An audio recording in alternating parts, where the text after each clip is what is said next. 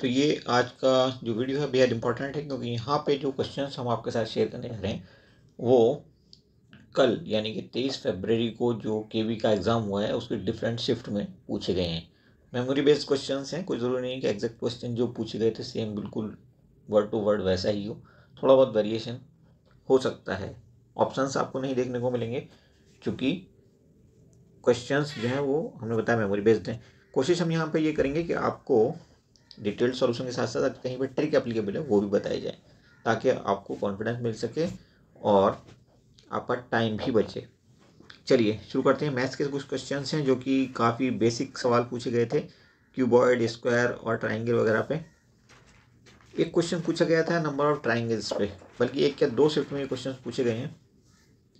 एक में ये स्टार टाइप का पूछा गया था, इसमें पूछे गए थे नंबर ऑफ ट्राइंगल्स कितने, और दूसरे में एक ट्राइंगल दिया था उसके अंदर नंबर ऑफ ट्राइंगल्स बताने थे। तो पहले की अगर हम बात करें तो देखिए होता क्या है ये, अगर हम इनको काउंट करें, यहाँ पे नंबर लिखे हैं तो कुछ इसके ट्रिक बता रहे हूँ आपको। देखिए 1, ये हो जाएगा 2, ये हो जाएगा 3, ये हो जाएगा 4 और ये हो जाएगा 5। तो जब वो 5 ऐसे हम नंबर लिख पाते हैं तब इसमें नंबर ऑफ ट्राइंगल्स हो जाते हैं 10।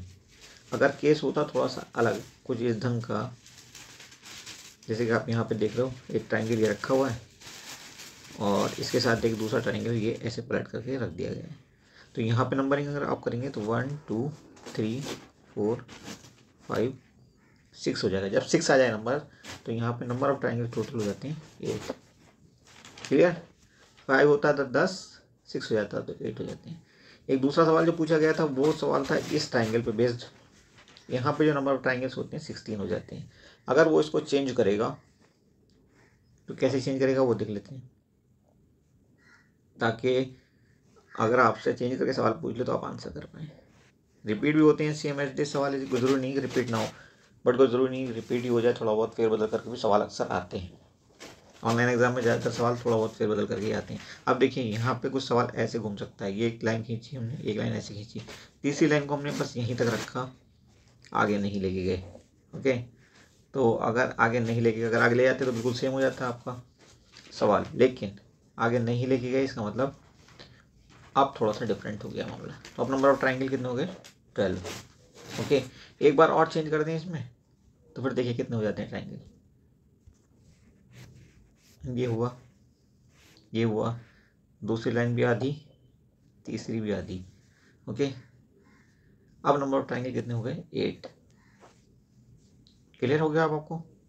चलिए अगला सवाल देखते हैं।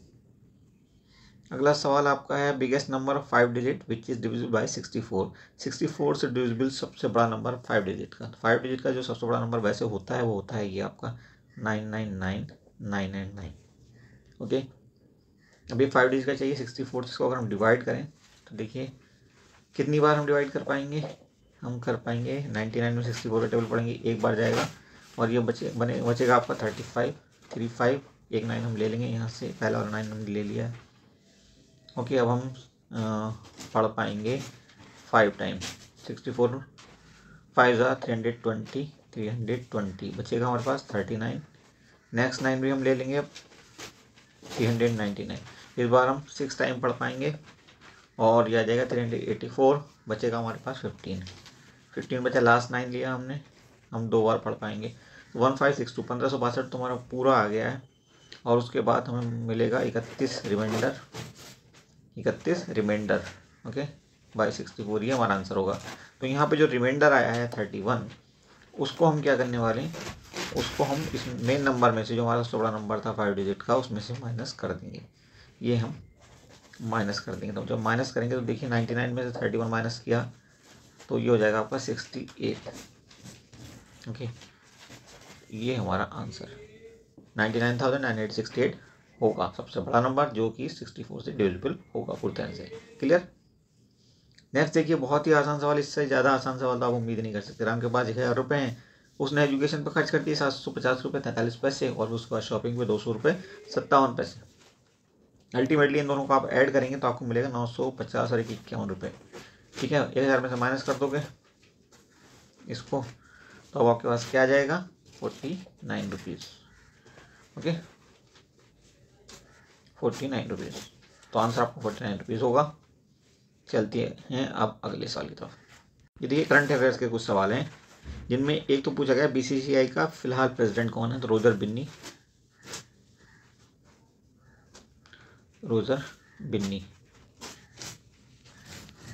ओके। और दूसरा सवाल जो हमारा था वो आया था साहित्य अकेडमी अवार्ड पे। तो ये जो है इस बार क्या है कि देखिए जो ऑफलाइन ऑनलाइन का फ़र्क होता है वो आपको बता रहा हूँ आपको। यहाँ पे जो सवाल आ रहे हैं वो मेन सवाल से थोड़ा हट करके आ रहे हैं, क्योंकि बहुत सारी शिफ्ट में एग्ज़ाम होगा। हर दिन अगर 2 शिफ्ट में भी हो रहा होगा तो 1 महीना कम से कम एग्ज़ाम चलेगा। तो आप समझ सकते हो कम से कम 60-62 वो बैठेंगे शिफ्ट जा करके कम से कम।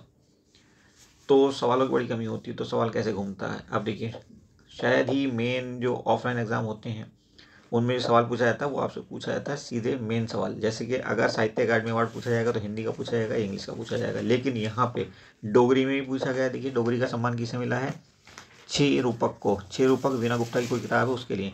और सिंधी में पूछा गया यही सवाल कल दूसरी शिफ्ट में, और ये था आपका, ये मिला है आपका मुक्तसर इतिहास, जिसके राइटर हैं कन्हैयालाल लेखवानी उनको। तो हम आपको बता देते हैं कि जो साहित्य अकादमी अवार्ड होते हैं वो टोटल 24 लैंग्वेजेज में मिलते हैं, जिनमें से 22 लैंग्वेजेज तो वो हैं जो भारतीय संविधान में दी हुई हैं, 2 लैंग्वेज राजस्थानी और इंग्लिश, इनमें भी ये अवार्ड दिया जाता है। तो ये भी आपसे पूछा जाता है बहुत सारे कंपटीशन में कि कितनी लैंग्वेजेज में ये अवार्ड दिया जाता है। ओके एनीवेज, अगला जो सवाल है वो 53rd IFFI यानी कि international film festival of India, जो कि गोवा में होता है और 20 से 28 नवंबर 2022 के बीच हुआ है। 20 से 28 नवंबर 2022 के बीच में हुआ है ये। और इसमें पर्सनालिटी ऑफ द ईयर जो अवार्ड मिला है वो पूछा गया था, तो वो चिरंजीवी जी को मिला है। चिरंजीवी का पूरा नाम देखिए क्या है, कोनिडेला शिवा शंकरावारा प्रसाद, प्यार से चिरंजीवी कहते हैं। और ये सुपरस्टार हैं तमिल सिनेमा के, टॉलीवुड जिसको कहते हैं। अगला जो सवाल आया है वो 3 दिसंबर के बारे में पूछा गया कि हम इस दिन को किस रूप में मनाते हैं, या कुछ ऐसा सवाल था कि इस दिन हम डिसेबल्ड कॉन्फ्रेंस क्यों आयोजित करते हैं। तो ये जो है इसलिए करते हैं क्योंकि 3 दिसंबर हमारा होता है international day of persons with disability. Okay, बहुत इंपॉर्टेंट डे है ये भी। इसके अलावा 1 दिसंबर आपका वर्ल्ड एड्स डे होता है। उसके बाद 10 दिसंबर को आपका होता है 10 को मानवाधिकार दिवस। तो ये भी आप ध्यान रखना। नेक्स्ट देखिए GSGK के कुछ और सवाल हैं यहाँ पे। Which one is not fundamental right. तो हमारे फंडामेंटल राइट पे पूछा गया था सवाल। ऑप्शंस अवेलेबल नहीं है कौन सा पूछा गया था, बट इतना तय है कि FR पे सवाल था। अगला जो हमारा सवाल है वो है कौन से कंप्यूटर डेली यूज़ में इस्तेमाल होते हैं। ओके, तो ये हमारे डेस्कटॉप होते हैं। उसके बाद थर्ड देखिए कैपिटल लेटर्स लिखने के लिए कौन सी की इस्तेमाल करते हैं, तो कैप्स लॉक जिसे कहते हैं वो। ओके, और इसके अलावा शिफ्ट का भी हम इस्तेमाल कर सकते हैं। तो जो ऑप्शंस आपके पास अवेलेबल होंगे उन्हीं पे बेस्ड आप आंसर करोगे। रीजनिंग के सवाल देखिए और कुछ आए थे, वैसे तो ये जो हमने बताया आपको नंबर ट्रायंगल वो भी रीजनिंग का था। तो डायरेक्शन बेस्ड कुछ सवाल थे। इसके अलावा सीटिंग अरेंजमेंट से रिलेटेड भी सवाल पूछे गए हैं। इसके अलावा बाकी सवाल जैसे ही हमें मिलते हैं हम आपको फ़ौरन दूसरे वीडियो में अवेलेबल कराने की कोशिश करेंगे। अगर आपने ये एग्ज़ाम दिया है या आप देने जा रहे हैं, अगर आप दे चुके हैं तो ऑब्वियसली आपको हो सकता है कोई सवाल याद आ जाए। अगर आता है तो आप हमें व्हाट्सअप कर सकते हैं या हमें मेल भी कर सकते हैं। मेल आईडी आपको डिस्क्रिप्शन बॉक्स में मिल जाएगी। फिलहाल हम आपको व्हाट्सअप नंबर शेयर कर देते हैं, 8981035646।